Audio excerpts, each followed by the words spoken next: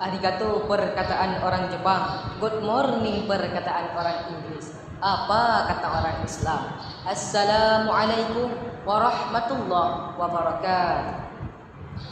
Bismillah walhamdulillah wassalatu wassalamu ala rasulillah wa ala alihi wa sahbihi wa mawala. Sebagai rasa cinta kita kepada Sang Pencipta, marilah kita rangkai puji dalam hikayat tahmid. Kita rakit puja dalam senandung zikir dengan harapan dan pinta, dengan air mata dan hati. Semoga rahmat Allah kelak bertambah, semoga mahabbah semakin bersemi, agar rezeki kita selalu terlimpah, semoga ibadah selalu bermakna. Selawat bermahkotakan salam tak lupa pula kita hadiahkan kepada salah seorang proklamator Islam, master strategi serang, seorang penegak demokrasi, penantang dismigrasi, pembela orang mukmin dan pelindung anak yatim, pejuang yang berjuang dengan hati suci nurani. Beliau adalah Nabi Muhammad SAW.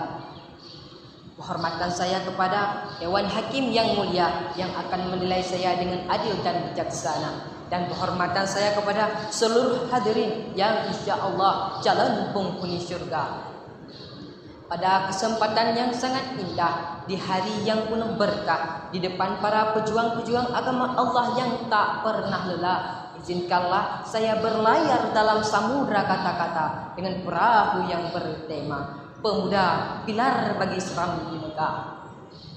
Hadirin para generasi harapan bangsa yang sejati, sering kita mendengarkan sebuah ungkapan, pemuda harapan bangsa, pemudi kuntung melati. Ungkapan ini memang enak untuk didengar dan mudah untuk diucapkan, tetapi pembuktiannya lah yang harus kita pertanyakan. Apakah ungkapan ini hanyalah buah mulut pemanis kata, atau memang ungkayan mutiara yang dapat dimuat dalam koran dan majalah, atau memang sebuah amanah yang harus kita buktikan ke alam yang nyata?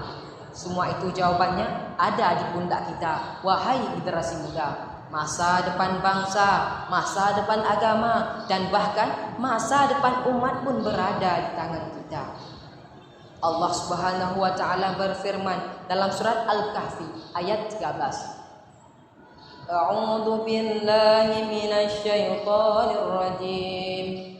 Bismillahirrahmanirrahim. Innahum fityatun amanu bi rabbihim wa zidnahum huda. Shadaqallahul azim. Yang artinya, sesungguhnya mereka adalah pemuda-pemuda yang beriman kepada Tuhan mereka, maka kami berikan petunjuk kepada mereka.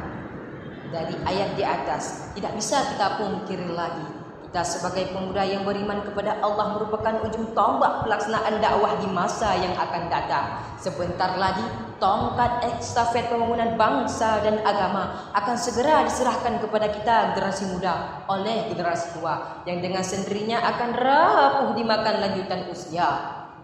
Hadirin para generasi harapan bangsa ke depan nanti, dari Ibnu Umar radhiyallahu anhu, Rasulullah sallallahu alaihi wasallam bersabda, kullukum ra'in wa kullukum yas'alun an ra'iyati. Tiap-tiap daripada kalian adalah pemimpin, dan tiap-tiap pemimpin akan dipertanggungjawabkan di hari akhir. Maka oleh karena itu, sudah siapkah kita menjadi seorang pemimpin? Sedangkan yang diikat dua mata kita hanyalah generasi yang kehobian berjudi, kecanduan narkoba, dan keterlalutan dalam kategori penzinaan. Maka oleh karena itu, jadikanlah diri kita sebagai prospek yang bermutu ke episode yang akan datang. Dikarenakan kita sebagai generasi muda merupakan michisword di tengah samudra luas. Semakin banyak ombak menggulung, semakin banyak badainya. Semakin kuat arus menghadap, semakin kokoh ia berdiri. Jangankan runtuh, koyak pun tidak. Maka sikap seperti inilah yang harus kita miliki, wahai generasi muda. Mungkin hanya ini saja yang dapat saya sampaikan. Apabila ada kata kekurangan, saya mohon maaf. Wabillahi taufiq wal hidayah. Wassalamualaikum warahmatullahi wabarakatuh.